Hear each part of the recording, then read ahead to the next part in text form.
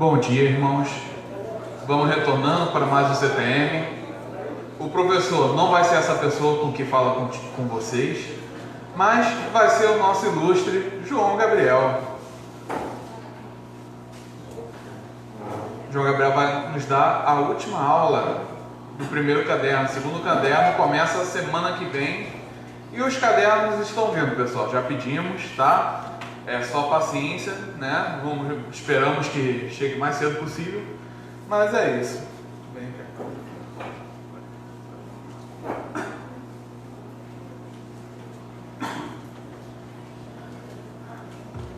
Bom dia, galera. E aí, tudo bem? Como é que vocês estão? Espero que estejam todos bem.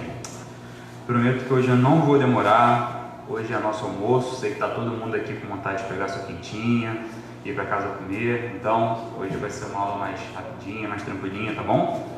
Mas, vamos orar para a gente começar a nossa aula hoje? Senhor, nosso Deus, nosso Pai. Pai, muito obrigado, Pai, por esta aula, Senhor. Eu lhe peço, Senhor, que o Senhor me conduza, Pai, para poder passar toda a verdade contida na Tua Palavra para o Teu povo, Deus.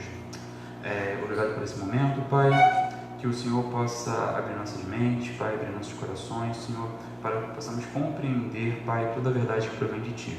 É isso que eu lhe peço, já te agradecendo, em nome do Senhor Jesus. Amém. Gente, vocês vão perdoar que eu estou com uma tossezinha chata? Hoje nós vamos, como o Dogão falou, tratar do nosso último capítulo do nosso livrinho, o capítulo 36, tá bom? Ele é um capítulo um pouquinho maior que os outros, né?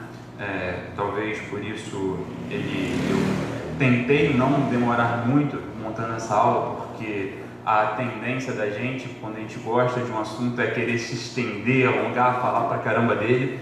E eu acho que esse é um assunto muito bacana, que é os títulos de Jesus, tá bom? É um assunto que eu gostei muito, é um assunto que eu gosto muito. Eu até comentei com a Ana Estrela, que ela estava estudando sobre isso. Eu até falei, não vai fazer pergunta difícil para mim na minha aula não, hein? Mas é um assunto muito bacana, e que eu teria facilidade de me perder no sentido de ficar falando muito sobre isso. Então eu procurei dar um norte para a aula, onde a gente vai tentar trazer esses conceitos para dentro da palavra, entender aonde ela nos demonstra esses conceitos, uma contextualização e fazer uma aplicação desses conceitos para a nossa vida. Show de bola? Bem, vamos começar, gente, falando sobre o significado de título.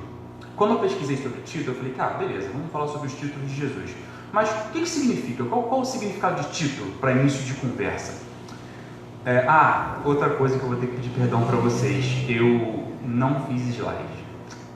Dei mole, infelizmente, porque na minha cabeça isso aqui estava quebrado ainda, que estava ruim o tempo, não tinha feito, e aí eu acabei esquecendo, tá, gente? Mas eu vou citar aqui todas as partes que a gente vai ler, tudo certinho, tá bom? Mas me perdoem por isso. Mas vamos lá, significado de título. Eu peguei duas explicações aqui que eu acho que pode ser interessante para a nossa aula de hoje. A primeira é que título pode significar nome, designação ou qualificação. Nome, designação ou qualificação. A segunda é propriedade que determina a essência ou a natureza de um ser ou de algo.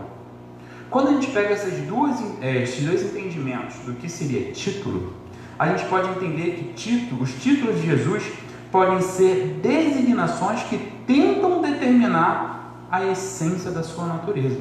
Quando a gente está falando dos títulos de Jesus, por exemplo, quando a gente fala que Ele é Cristo, Senhor, Filho do Homem, Filho de Davi, a gente está tentando dar designações que façam a gente compreender algum aspecto da natureza de Jesus.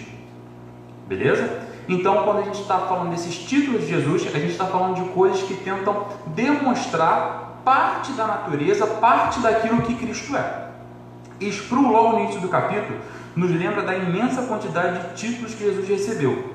A gente sabe que Cristo teve diversos títulos. Eu citei alguns aqui, né? Ainda tem grande sumo sacerdote, filho de Davi, leão da tribo de Judá. Os títulos deles foram diversos. A gente teve muitas formas de chamar por Jesus. Todos esses títulos são qualificações que nos demonstram parte daquilo que Cristo é. Então, como são muitos títulos, Sproul se atentou a falar somente de 4 deles, talvez os 4 principais que a gente ouve e fala sobre Jesus. A gente vai falar sobre esses 4 aqui na aula. Como eu disse, são muitos. Se a gente fosse falar de todos, não caberia nem uma, nem 2, nem 3 aulas, mas nós vamos nos atentar a esses 4 principais títulos que Jesus recebeu, tá bom? O primeiro deles é Cristo. Cristo, durante muito tempo, para mim, quando eu não era ainda um convertido, eu achava que Cristo era o nome de Jesus. Jesus, Cristo. E eu percebi que não era só eu. Quando eu ainda não tinha contato, quando eu não tinha convertido, contato com a igreja, eu percebi que muitas pessoas identificavam que Jesus Cristo como fosse o nome, como João Gabriel, João Paulo. A tendência é achar que Cristo, para quem não conhece, é um nome próprio mesmo de Jesus, Jesus Cristo. Mas a verdade é que não é isso.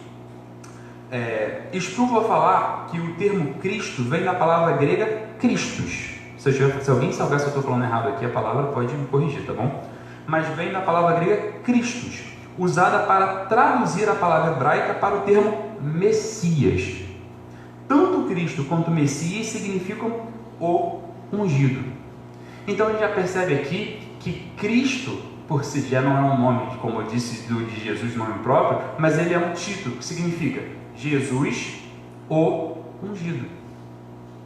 Agora a pergunta que a gente faz onde a gente consegue enxergar parte dessa questão da unção na Bíblia?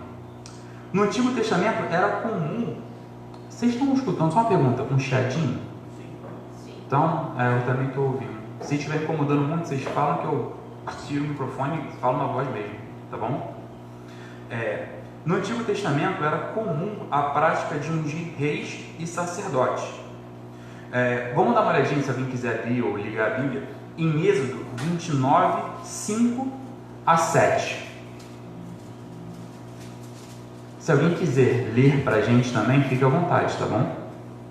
Senão eu mesmo leio daqui. Êxodo 29, 5 a 7. Todo mundo foi? Gente, fica ruim ouvir assim? Porque para mim está um movimentinho aqui. Tá. Vamos lá. Êxodo 29, 5 a 7 diz o seguinte: pegue as vestes e vista Arão com a túnica e o peitoral. Prenda o colete sacerdotal sobre ele com um cinturão. Põe-lhe um turbante na cabeça e prenda a coroa sagrada ao turbante. Unja-o com o óleo da unção, derramando sobre a cabeça de Arão. E também a gente vê isso lá em 1 Reis 19, 16. Aqui a gente está vendo a unção de Arão, quando Arão foi ungido como sacerdote. Agora a gente vai ver lá em 1 Reis 19, 16, que vai dizer o seguinte: unja também Jeú, filho de Nimsi, como rei de Israel, e unge Eliseu como filho de Safete, de Abel Meloá, para suceder a você como profeta. A prática da unção era comum no Antigo Testamento. Então, quando a gente está falando para aquele povo, quando eles chamam Cristo de Jesus ou ungido, por causa da denominação Cristo, eles têm uma identificação na cabeça deles. Quando a gente já fala alguém, olha, Jesus, o Cristo, na cabeça deles vem uma identificação, porque ungir era uma prática comum no Antigo Testamento, a unção de reis e também de sacerdotes, como a gente viu aqui, como no caso de Arão. A grande pergunta que fica também nesse sentido o que significam os elementos desse ritual de ungir? Porque a unção ela é feita, como a gente sabe, através do óleo. Você pega um óleo e unge aquela pessoa. Mas o que significam esses elementos? O que significa isso? É importante a gente entender o significado desses elementos para a gente conseguir compreender o que isso significava dentro do nome Jesus Cristo, Jesus o ungido. O óleo da unção, nesse caso, ele representava o Espírito Santo de Deus vindo sobre a pessoa.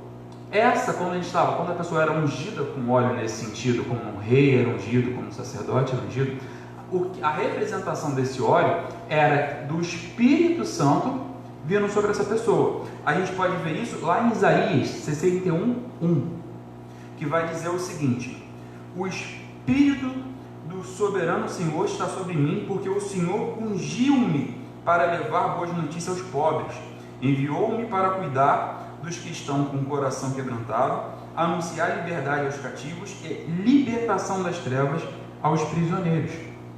Ou seja, essa representação aqui que está dita em Isaías, ele fala: olha, o Espírito Santo do Senhor está sobre mim. Por quê? Porque o Senhor ungiu-me para levar boas novas. Ou seja, é uma explicação que diz o seguinte para a gente: fala, olha, eu possuo o Espírito Santo porque eu fui ungido para tal. Só que esse é o significado do óleo. Mas o que a unção propriamente dita vai representar? A unção propriamente dita, como uma própria representação do óleo, significava a transferência do Espírito para a pessoa consagrada.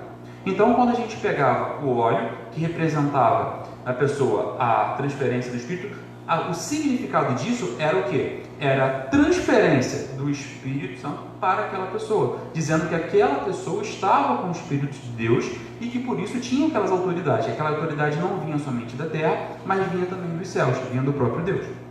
A gente pode ver isso lá em 1 Samuel 16:13, que vai dizer o seguinte para a gente: Samuel então apanhou o chifre cheio de óleo e o ungiu na presença de seus irmãos, e a partir daquele dia o Espírito do Senhor apoderou-se de Davi, e Samuel voltou para Ramá.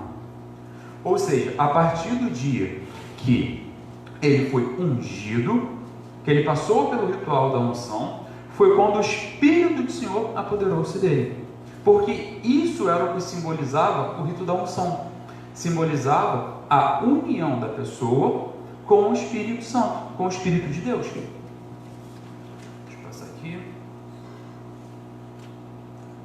O Berkoff, Luiz Berkoff vai dizer, um teólogo vai dizer o seguinte: a unção era sinal visível de designação para um ofício, estabelecimento de uma relação sagrada e o resultante caráter sacrossanto da pessoa ungida e comunicação do Espírito ao ungido.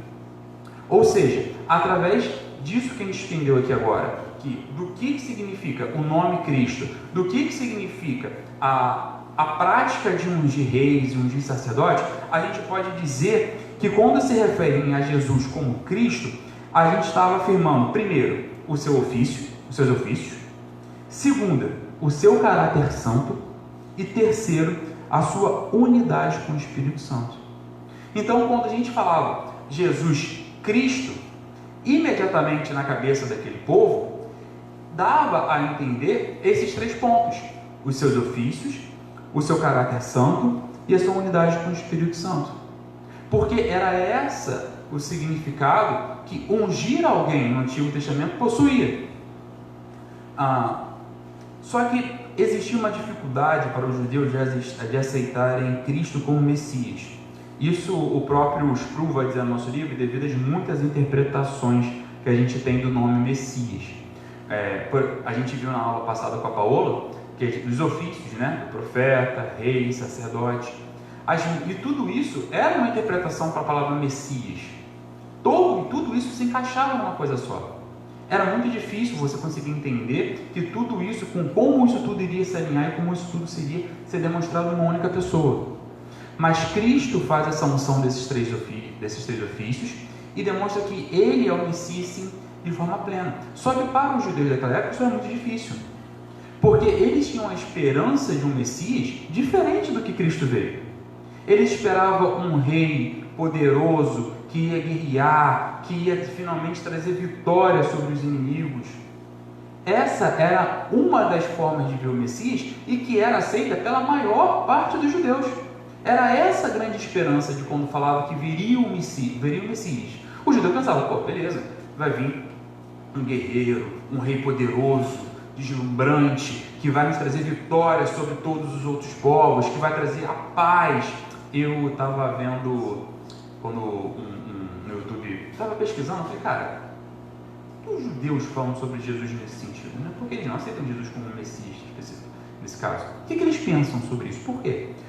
E vários vídeos que eu vi, exatamente esse é um dos pontos que se repete em vários vídeos. Fala, olha, quando a gente espera o Messias, a gente espera aquele que vai trazer paz eterna, aquele que vai acabar com as guerras, aquele que vai trazer vitória do seu povo. Eles dizem, quando Cristo veio, isso não aconteceu. O entendimento deles, nesse sentido, a gente vai dizer que ele é um pouco, eu não diria que a palavra não é capenga, só está vindo capenga na minha cabeça, mas a palavra não é capenga, é que eles têm o sentido de que Cristo não foi aquilo que ele diz ser, porque eles não conseguiram enxergar em Cristo aquilo que eles desejavam que Cristo fosse. Cristo foi muito mais do que viria, o Messias viria muito mais do que somente como um rei vitorioso sobre os outros povos. Só que a ênfase nisso, a ênfase por causa daquele contexto cultural de opressão que eles sentiam era tão grande que eles só conseguiram vislumbrar isso e não vendo da forma que eles desejavam, eles simplesmente falaram, olha, não veio, então ele não é o Messias. Então existia uma dificuldade muito grande de aceitar Jesus como Messias. Então falar que Jesus era o Cristo naquela época não era simplesmente algo simples, era uma afirmação forte, poderosa. Você como judeu falar que Jesus era o Cristo, você estava indo contra a grande maioria que falava, cara, você não pode estar falando sério que isso aí é o nosso Messias. Não era uma afirmação simples de fazer, você não falava isso de maneira simples, como você falava, esse é meu brother, coisa e tal. Era uma afirmação pesada, que poderia te custar muito para afirmar isso. Mas vamos passar. O segundo ponto que Stu fala, do segundo título que Jesus recebia, era Senhor. Stu vai dizer que esse título é de extrema importância para o entendimento do perfil de Jesus no Novo Testamento. O termo Senhor é usado de 3 maneiras diferentes no Novo Testamento. Ou seja, a primeira forma que a gente usava é de uma forma respeitosa, como a gente fala hoje. Quando a gente quer falar com alguém, fala, o Senhor poderia me fornecer essa informação, o Senhor poderia fazer tal coisa. Talvez quando a gente vai falar com o nosso chefe, o Senhor poderia fazer isso. É uma forma de respeito. Isso também era usado no Antigo Testamento para se falar de Jesus. Por exemplo, a gente pode ver isso em Mateus 8:2, que vai dizer o seguinte: um leproso, aproximando, adorou de joelhos e disse, Senhor, se quiseres, pode purificar-me. Aqui, Senhor, nesse sentido, é um sentido de respeito. Ele não está tendo um outro sentido além disso, é um sentido de respeito. Ele está falando como se fala para uma autoridade ou de forma respeitosa. Fala, olha, o Senhor pode fazer isso, o Senhor consegue fazer isso por mim, o Senhor tem a possibilidade de fazer isso. O segundo ponto é a forma de posse ou autoridade. Essa forma é bom destacar o seguinte: essa forma ela não se relaciona com a autoridade divina de Jesus. Ela está mais linkada à autoridade de um senhor com seu escravo. Lembra que esse era um contexto comum naquela época. Senhores e escravos eram algo comum para aquele povo. Então, a segunda forma que a gente tratava Cristo como Senhor no Novo Testamento era a forma como se fosse de posse. A gente pode ver isso em Mateus 20, do 40 ao 42, que vai dizer o seguinte: 2 homens estarão no campo, um será levado e o outro deixado. 2 mulheres estarão trabalhando no moinho, uma será levada e a outra deixada. Portanto, vigiem, porque vocês não sabem que dia virá o seu Senhor. Quando aqui fala vigiem, pois você não sabe o dia que virá o seu Senhor, aqui já é aquele sentido de posse que a gente estava vendo agora. Aqui é no sentido de ele é teu dono, ele te possui. Esse é o sentido aqui que a gente vê de Senhor, que é uma das formas também de a gente ver Cristo no Novo Testamento.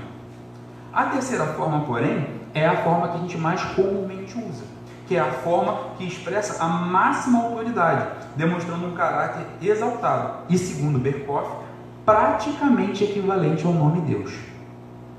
Perceba, a maior parte das vezes quando a gente está falando de Cristo como Senhor, a gente está falando dele como se fosse o próprio Deus, como Deus, porque a gente fala, essa é a ligação que se faz. Senhor, a exaltação máxima de alguém. Por exemplo, em Lucas 2:11 vai dizer o seguinte: hoje na cidade de Davi lhes nasceu o Salvador, que é Cristo o Senhor. Aqui, nesse ponto, a gente entra na terceira forma de se interpretar a palavra Senhor, e que era uma designação também a Jesus no Novo Testamento. É a palavra de exaltação máxima, aquilo que mais linkava ele, nesses termos, a Deus. Tratar ele dessa mesma forma como se tratava o próprio Deus nesse sentido, era outra forma radical também dentro do próprio povo judeu. Nenhuma dessas afirmações ditas até aqui era uma afirmação simples de ser feita para a época, principalmente entre o povo judeu, porque eram afirmações que comparavam Jesus ao próprio Deus, o que para os judeus era um escândalo você ter tal comparação. Mas era isso que nós dizemos. Quando a gente fala de Jesus como nosso Senhor, é isso que nós estamos tratando. Essa é uma exaltação máxima dele. A gente também pode ver isso em Lucas 3,4, que diz o seguinte: como está escrito no livro das palavras de Isaías, o profeta, voz do que clama no deserto, preparem um caminho para o Senhor, façam veredas retas para ele. Aqui, novamente, a gente está tratando de uma exaltação máxima, de uma elevação de Jesus ao patamar de Deus. E o que isso acarretava para a vida daqueles que confessavam isso? No século I, Sproul vai dizer no nosso livrinho, os imperadores romanos exigiam um juramento de lealdade por parte dos súditos, por meio do qual exigia-se que repetissem a fórmula: César é Senhor. Os cristãos eram torturados por se recusarem a concordar com isso. Eu quero trazer rapidinho um parênteses aqui sobre como funcionava talvez essa política romana naquele tempo, tá bom? Só para contextualizar para a gente desse negócio. A política romana, de quando eles invadiam algum território, algum povo, ela era relativamente, vamos dizer assim, frouxa com a religião da nacional daquela área. Se eles concordassem em incluir a adoração a César junto na adoração da sua religião comum, geralmente Roma não se implicava muito nesse sentido. Falou: olha, você pode ter sua religião, a gente não se incomoda com isso não, a gente só quer que você inclua a adoração a César nesse sentido. Qual era a exceção? Os judeus. Os judeus não incluíam a adoração a César. Contudo, Roma não se importava muito com eles. Por quê? Porque Roma via os judeus como um grupo fechadinho. Ele era do tipo: cara, eles não querem falar com ninguém, eles acham que eles são um povo escolhido, eles não querem propagar nada, eles não querem converter ninguém, eles não querem nada disso. Então, pra gente não faz muita diferença. Por mais que eles não queiram adorar César, eles não vão trazer grandes problemas para o império. Exatamente porque eles não querem difundir a sua religião. E enquanto os próprios os cristãos daquela época foram identificados como judeus, no início eles tiveram um pouco problema com Roma. O problema começa quando os próprios judeus falam o seguinte: olha, a gente não tem nada a ver com essa galera. A gente acredita numa coisa e essa galera acredita em outra coisa. E foi então que os romanos começaram a compreender que, cara, diferente dos judeus, essa galera não está quietinha no canto deles, achando que eles são um povo eleito. Eles querem propagar a religião deles. Eles querem falar com todo mundo que eles encontram da fé deles. Eles querem plantar igreja em tudo quanto é canto. Eles querem mudar os hábitos de onde eles estão. Eles são diferentes dos judeus. E a partir desse momento, começou-se essa perseguição. Por quê? Porque aí, sim, os romanos queriam que eles fossem lá e dissessem o seguinte: olha, precisamos que vocês confessem que César é Senhor. Eles falaram: cara, a gente não vai confessar que César é Senhor. Senhor é somente um. É o nosso Deus, é Cristo, Ele é Senhor. E aí sim começa então essa perseguição do povo de Roma com os cristãos por causa da questão do Senhor. Era muito comum Roma naquela época, quando ela invadia um local, naquela época era controlada por muitos povos bárbaros ainda. Então quando ela invadia um local, é óbvio que uma invasão nunca é suave, sutil e amorosa, senão não seria invasão, seria um convite, né? Mas era comum que depois que essa invasão fosse concluída, os romanos estabelecessem as suas leis e as suas regras naquele povoado. Então, aquilo que era controlado por muita barbárie, às vezes estradas daquele povoado onde era acontecido com muitos assaltos, por assim dizer, os mares que eram recheados de piratas e tudo mais nesse sentido, quando Roma assumir aquele lugar, eles davam ordem, o que era conhecido como a paz romana, porque eles aplicavam as suas leis ali. Só que como Roma era muito extensa, para eles conseguirem fazer essa aplicação, eles tinham que fazer que tivesse uma união. Essa união aconteceu como? Através da religião. Eles entenderam que, através da religião, eles poderiam unificar todo mundo. E qual foi a religião proposta? A religião ao Império, a religião a César. A declaração que César é Senhor não é uma declaração meramente de cunho político, é uma declaração de cunho religiosa também. A adoração a César não é uma adoração de cunho simplesmente, eu gosto dele como meu imperador. É uma adoração ao ponto de chegar para um cristão e dizer o seguinte: você vai orar para o teu Cristo e vai orar para César. Você não vai orar por César, você vai orar para César. E isso era uma coisa inaceitável para os cristãos. Então, afirmar que Cristo é Senhor não é uma afirmação simples, não é uma afirmação que não tem peso, não é uma afirmação que passa batido. Era uma afirmação que custava a sua vida. Era uma afirmação que poderia te levar a ser devorado por feras, a ser queimado vivo. Era uma afirmação que levava você a ser torturado. Por quê? Era melhor para eles, melhor do que a tortura para eles, era confessar que César era Senhor. Então, até o último minuto, enquanto você estava ainda de frente para as feras, por exemplo, um crente naquele de frente para as feras, eles te davam a oportunidade: confessa que César é Senhor.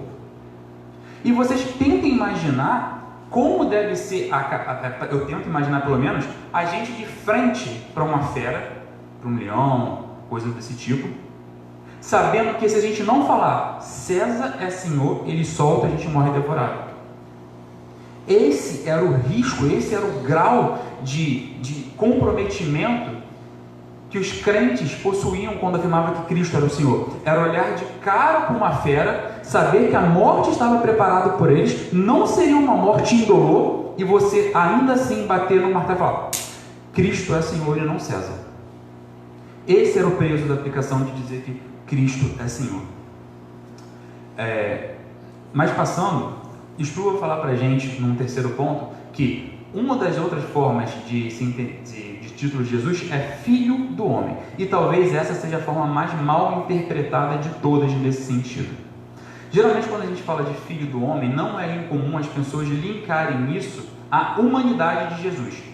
A gente fala Filho do Homem, e as pessoas linkam o quê? A sua humanidade. Filho do Homem, porque ele é homem também, tudo mais.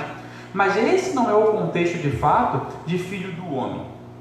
A importância desse título é tirada da sua ligação com o uso que Daniel faz dele lá no Antigo Testamento.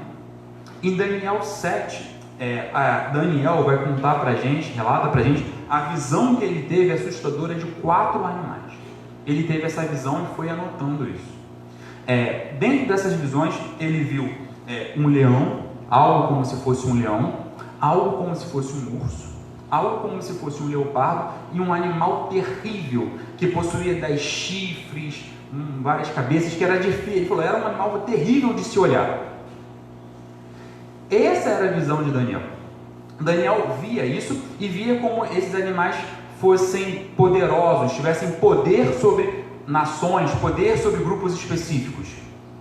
Nessa visão, lá em Daniel 7, 13 e 14, Daniel diz o seguinte: na minha visão à noite, vi alguém semelhante a um filho de um homem, vindo com as nuvens dos céus. Ele se aproximou do ancião e foi conduzido à sua presença. A eles foram dados autoridade, glória e reino, todos os povos, nações e homens de todas as línguas o adoraram. Seu domínio é um domínio eterno, que não acabará, e seu reino jamais será destruído. Percebam, a ideia aqui de Daniel é falar que ele veio como se fosse um filho de homem. É algo que parecia um homem, se assemelhava a um homem. Ele via e fala, cara, isso é um homem, mas tem diferença. Não era exatamente um homem, era algo que era semelhante a um homem. Então ele veio algo como se fosse um filho de homem. A filho de homem aqui, ele não está linkado com a humanidade de Jesus, ele está linkado com a sua divindade. Quando a gente relata como filho do homem, e filho do homem foi o termo que Jesus mais usou para se tratar de si mesmo, quando ele falava de si, o termo que ele mais utilizava era filho do homem, ele não está aqui ressaltando a sua humanidade, ele está ressaltando a sua divindade. Porque esse aqui, o contexto de Daniel 7, é o contexto de Filho do Homem.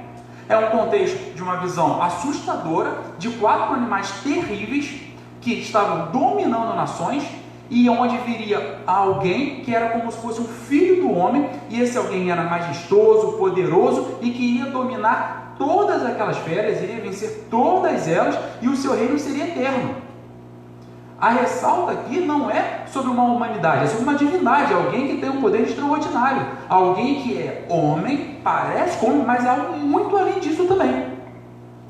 Lá quando a gente fala de Jesus falando de si mesmo em relação ao Filho do Homem, gente, só um adendo, se vocês quiserem fazer qualquer pergunta, vocês podem fazer, tá bom? Fiquem à vontade. Lá quando Jesus falando sobre si mesmo do Filho do Homem, Sproul vai dizer o seguinte: nos lábios de Jesus, o título não é um exercício de falsa humildade, mas uma ousada reivindicação de autoridade divina. Jesus alegou, por exemplo, que o Filho do Homem tinha autoridade para perdoar pecados, uma prerrogativa divina. Aonde a gente consegue ver isso? Por exemplo, lá em Marcos 2, de 10 a 12, que vai dizer o seguinte: mas para que vocês saibam que o Filho do Homem tem na terra autoridade para perdoar pecados, disse ao paralítico: eu lhe digo, levanta-se, pega a sua maca e vá para casa. Ele levantou, pegou a maca, saiu à vista de todos, eles ficaram atônitos e glorificaram a Deus, dizendo: nunca vimos nada igual. Perceba, aqui Jesus ressalta a sua autoridade. Ele diz: mas para que vocês saibam que o Filho do Homem tem na terra autoridade para perdoar pecados, disse ao paralítico: eu lhe digo, levanta-se, pega a sua maca e vá para casa. É um reforço da autoridade de Cristo. Não uma ligação com a sua humanidade, mas um reforço à sua autoridade. Continuando. E também dizia que ele era o Senhor do sábado. Era mais um reforço da autoridade de Jesus. Lá em Marcos 2, 27 e 28 diz o seguinte: então lhes disse, o sábado foi feito por causa do homem, e não por causa o homem por causa do sábado. Assim, pois, o Filho do Homem é Senhor até mesmo do sábado.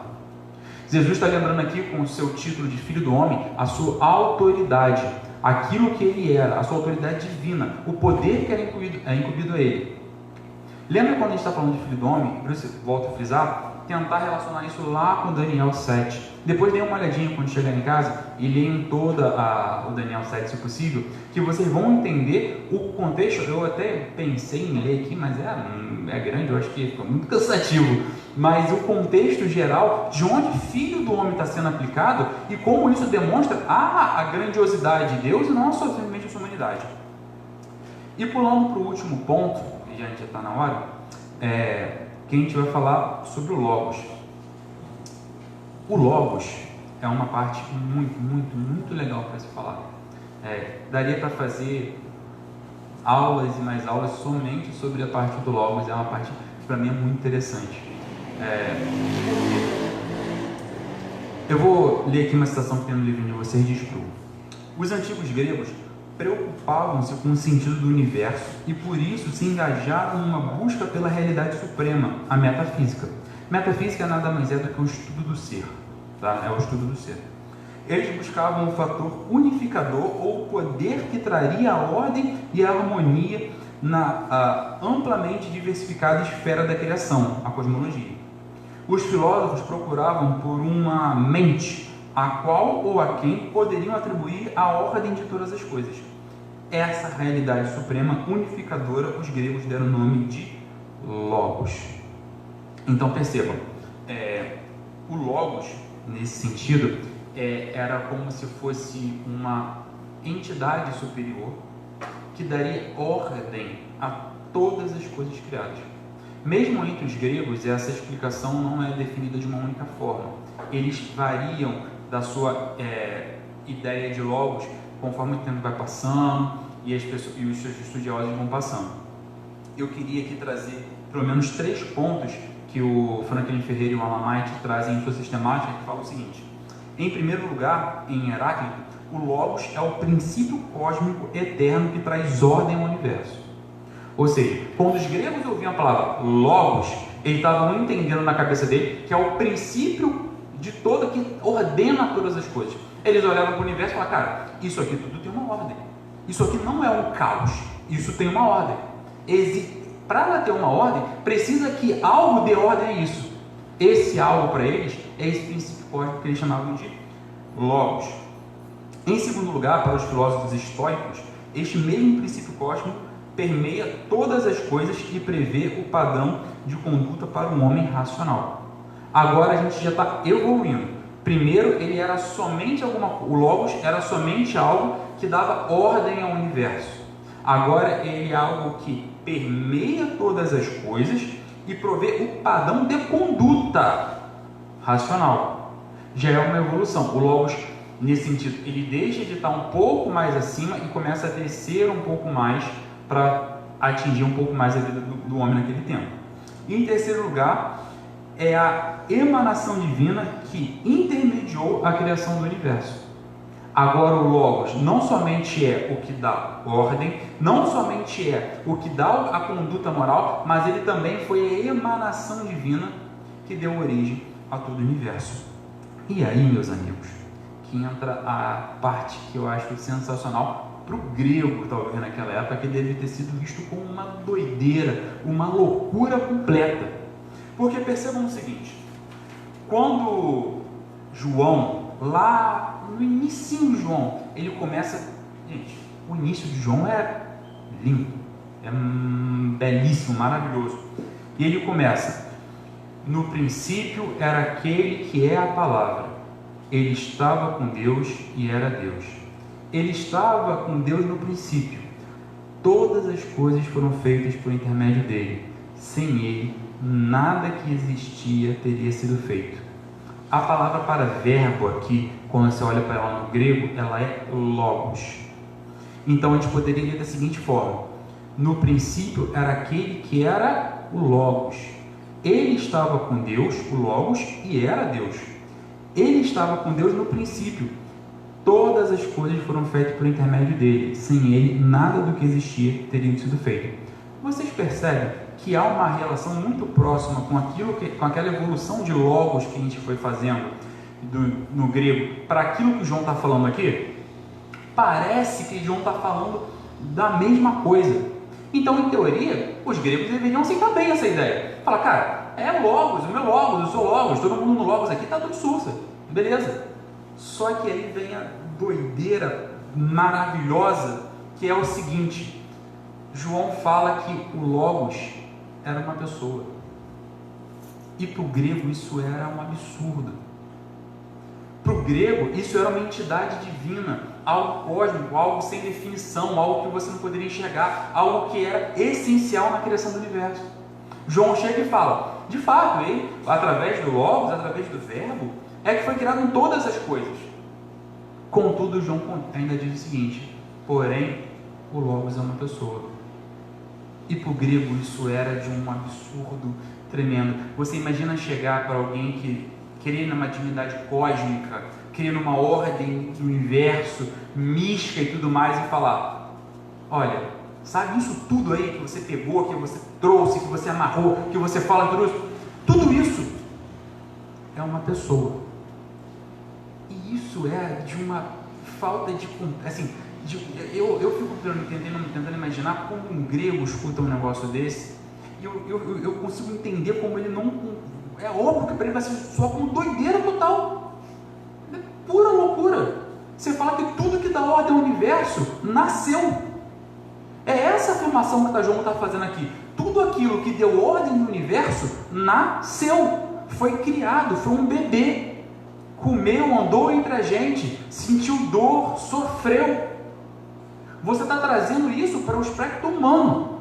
E para aquela época, para aquele povo, isso era inadmissível. Para aquele povo que separava carne ruim e espírito bom, dizer que a coisa que criou, deu ordem para todo o universo, era carne, isso era uma completa maluquice. Mas é essa afirmação que João faz, que o verbo se fez carne. É isso que a gente está acreditando aqui. Não era alguma coisa simples e fácil de se compreender, era algo poderosíssimo. e difícil para quem não tinha um entendimento. Vale ressaltar aqui que o logos, quando a gente fala de verbo, no grego, ele está muito mais ressaltado também com a questão da palavra no Antigo Testamento. É por isso que a gente lê, e a palavra estava com Deus. Porque a gente, por mais que a palavra em grego seja ainda relacionada a logos, quando a gente pega essa definição e joga ela no Antigo Testamento, a gente está linkando com a palavra verbo. Então, é através disso que a gente consegue ver. E e essa, eu acho que é a grande diferença entre o logos em João e o logos para o grego. Enquanto para o grego eles identificavam isso como um aspecto divino, místico, para João ele está falando, olha, está vendo isso daqui? Isso daqui é um homem. E esse homem é Cristo. Isso era a afirmação de que, quando João falava lá em 1 João, quando ele diz, no princípio era aquele que é a palavra, ele estava com Deus e ele era Deus. Um outro ponto importante aqui para ressaltar rapidinho, é que aqui ele traz um aspecto da trindade, quando a gente está falando sobre aqui. Porque ele afirma que ele é aquele que é a palavra, ele estava com Deus. Se ele estava, ele não era aquela pessoa, ele estava. É como se eu dissesse assim, olha, eu estava com uma estrela. A gente estava, duas pessoas distintas. Porém, ele em seguida comenta, ele estava com Deus e era Deus. Aqui ele traz para a gente a explicação de como Cristo e Deus em essência eram um, ele era Deus, mas como em pessoas eram separados, ele estava com Deus. A essência é uma pessoa só, mas em pessoas eram distintas. Quando a gente olha para os títulos de Jesus, e eu estou encaminhando para o final, os títulos de Jesus para a nossa vida prática, a primeira coisa que eu acredito que a gente tem que lembrar é da grandiosidade de Cristo. Os títulos dele não são, como eu disse aqui para vocês, não foram títulos meramente ditos por acaso ou dados por prazer, só porque queriam dar para Cristo. Os títulos de Cristo, eles têm um significado. A importância da gente entender esse significado é importante a gente entender quem Cristo, a grandeza de Cristo. Todos esses títulos cobraram um preço para quem os afirmavam naquela época. Dizer que Cristo era o Messias ungido, dizer que Cristo era Senhor, dizer que quando Cristo dizia que Ele era o Filho do Homem, e quando a gente afirmava que Ele é o Verbo, Ele é a Palavra, isso tinha um alto preço daqueles que falavam isso. Esses títulos trazem na nossa memória a grandeza do nosso Senhor, a beleza dele e como ele é imponente, maravilhoso. Eles não são somente formas de se chamar alguém como a gente estivesse dando um apelido para quem a gente gosta. Eles são muito mais fortes do que isso. Eles são aquilo que lembra a nossa mente e queima o nosso coração que Jesus é Senhor, que Ele é ungido. Ele é aquele que veio cumprir os seus ofícios. Ele é aquele que estava com Deus, é aquele que é Deus. É aquele que, por meio de todas as coisas, tudo que a gente conhece foi feito. Lembrar dos títulos de Jesus, e nessa aula a gente está falando somente de 4, mas são diversos títulos, é lembrar da maravilha, do maravilhoso Deus que a gente tem e do Filho dele, Jesus Cristo, que foi dado por nós. Tá bom? Gente, alguém tem alguma pergunta? Já são 12:06, então eu vou encerrar por aqui. Se não tiver, a gente ora e fecha a conta e passa a régua. Não? Não? Show de bola. Vamos orar então para encerrar, gente? Senhor, nosso Deus, nosso Pai. Pai, muito obrigado por esta manhã, Deus. Obrigado pela aula de hoje, Pai. Pai, eu lhe peço que tudo que tenha sido da minha boca, que provém de Ti, Deus, possa criar raízes, Pai, no coração e na mente daqueles que ouviram, até mesmo na minha, Deus. Pai, eu peço que nós possamos adorá-lo, Pai, que nós possamos lembrar dos títulos de Jesus, Pai.